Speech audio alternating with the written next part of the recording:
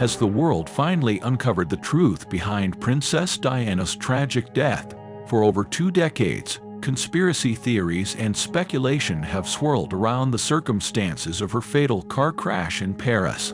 Who was really behind the wheel that fateful night? Was it an assassination ordered by the British royal family, as some have suggested? Or was it simply a tragic accident, as the official investigation concluded? In this episode, we will explore the theories to uncover the truth once and for all. Join us as we unravel the mystery of Princess Diana's death. Born on July 1, 1961, in Norfolk, England, Diana Frances Spencer was born in the house of Viscount and Viscountess Althorp. Fancy titles, right? Now, her dad, John Spencer, was no stranger to the royal scene.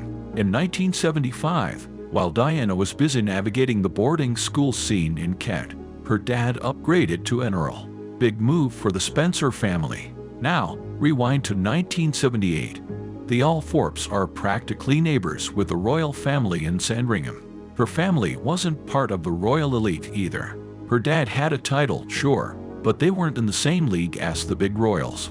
After finishing school in 1978, Diana moved to London and became a kindergarten teacher. But here's where it gets interesting. Diana's life was pretty normal until she caught the eye of a certain prince. And that's when things took a turn for the extraordinary. At the age of 16, Diana's world collided with Prince Charles's during a family weekend in November 1977. Their friendship took a turn when Diana got an invite to Charles' 30th birthday bash. Who knew birthdays could be such game changers? Things moved pretty quickly from there. They got engaged in February 1981 and tied the knot on July 21, 1981. The wedding wasn't just a family affair. It was a global spectacle with a whopping 1 billion people tuning in on TV and radio. Imagine the scene. Thousands of people lining up from Buckingham Palace to the cathedral, all eager to catch a glimpse of the happy couple. Even the Archbishop of Canterbury couldn't resist comparing it to a fairy tale. The Archbishop stated, "It was truly the stuff fairy tales are made up of." Diana's life took a fascinating turn when she entered the royal family. Picture a 20-year-old Diana going from a regular flat to the grandeur of Buckingham Palace. It sounds like a fairy tale, right? But life isn't always a bed of roses, especially when it's all about navigating through the royal maze. How many times can you stroll through those regal hallways before you start craving some excitement, right? Picture a young woman, not accustomed to the rigid protocols and intense scrutiny that come with royalty, suddenly finds herself in a world where every move she makes is under a magnifying glass. From her wardrobe choices to her public appearances, everyone was watching. But let's fast forward a bit. In just a few years, 2 little princes entered her life, Prince William and Prince Harry. Now, that's a game changer. Despite the challenges, Diana approached her new role with grace and a genuine desire to make a positive impact. One of the most significant aspects of Diana's life post-royalty was her philanthropic work. She used her position to shine a light on important social issues and became an advocate for causes close to her heart. Yet, behind the scenes, Diana faced personal struggles. The complexities of royal life, coupled with media intrusion, took a toll on her well-being. But hold on. Life in the palace isn't always a fairy tale. As the years rolled on, cracks started to show in Diana's family life. Rumors surfaced about her husband's past affair with Camilla Parker Bowles.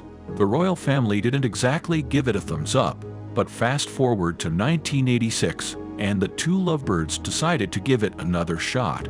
In a 1995 interview with the BBC, she talked about her eating disorder. She struggled with stress eating. It turns out that she was caught in this issue after she learned about Charles' extramarital affairs. According to Diana's taped interviews with Andrew Morton, she confronted Camilla about the whole trauma. Camilla, standing her ground, pointed out Diana's seemingly perfect life, handsome princes, worldwide adoration, you name it. "What more do you want?" she asked. But Diana, with that famous determination, shot back, "I want my husband." Despite the ups and downs in her personal life, she continued helping others live a better life. Diana wasn't just into the glitz and glamour. She had a heart for real issues.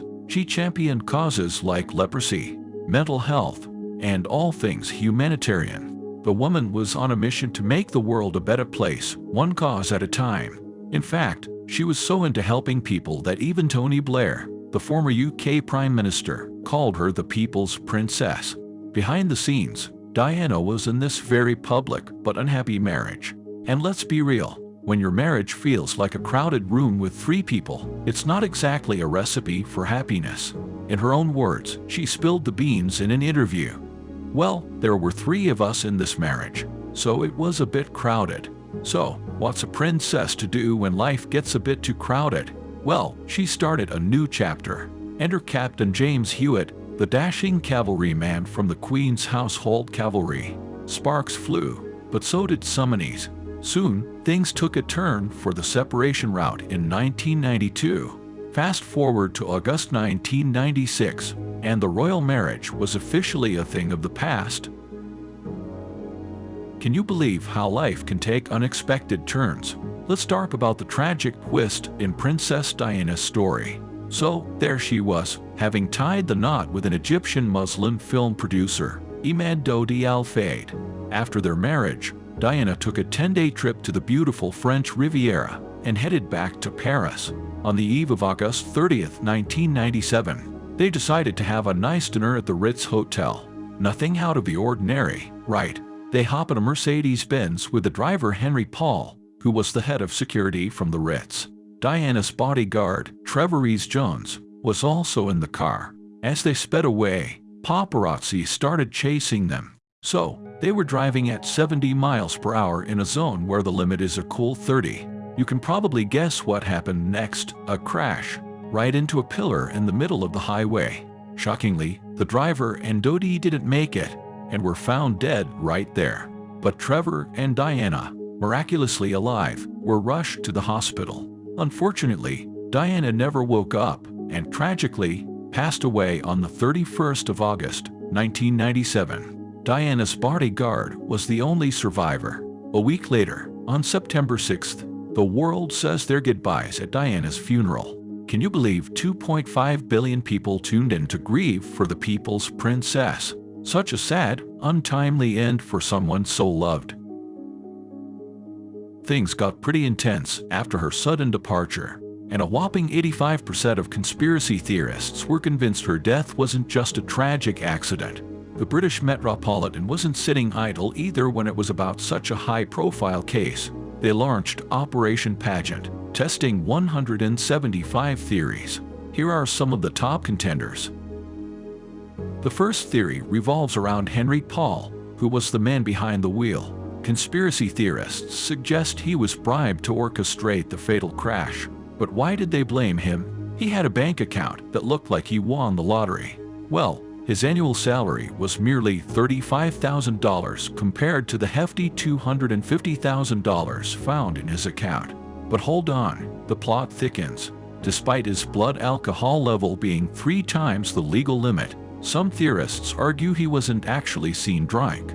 They even claim that his body was swapped at the crash site.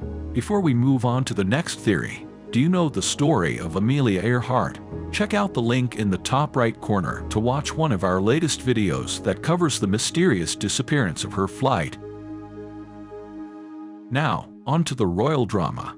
Diana casually hinted about a big surprise before her fateful holiday. Some speculated that the big surprise referred to her pregnancy. That's why some theorists believe it was a royal plot.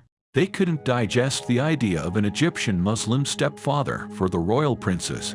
Did they bump her off for it? Well, those close to Diana said she was totally normal, with no pregnancy talk, mystery, or just a royal misunderstanding. Well, who knows that the big surprise was a cue about her tragic death.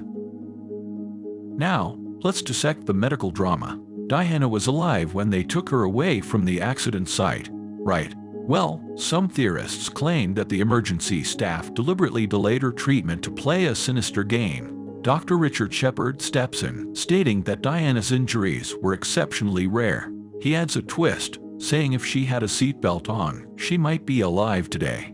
Are we dealing with medical negligence or a calculated move on the chessboard of conspiracy? Well, it's time for a surprising turn that could rival a suspenseful movie plot. Diana supposedly gave a letter to her former butler in October 1996, foreseeing her own tragic end, brake failure, and a severe head injury.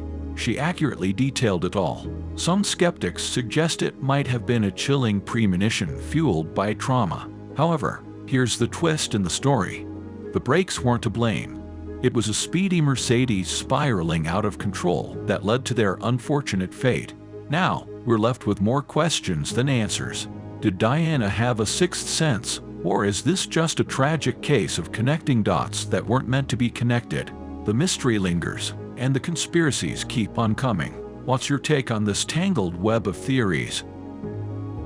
It's hard to believe the fact that someone so loved for their humanitarian efforts could be gone. The outpouring of affection paints a picture of deep admiration. But we know how it goes. When emotions run high, speculation follows. Was it just a tragic accident, or is there more to the story? Maybe it's a well-scripted conspiracy that's hidden in the shadows, or perhaps the truth is locked away behind closed doors. The only thing we can say for certain is that we've lost someone truly enchanting. Alright folks, here comes an end to the story of an incredible soul we'll always remember. If you found this information intriguing, don't forget to hit that like button and share your thoughts in the comments below. Subscribe to Mystiques for more mysteries and deep dives into compelling stories. Ring that notification bell so you never miss out on the latest content.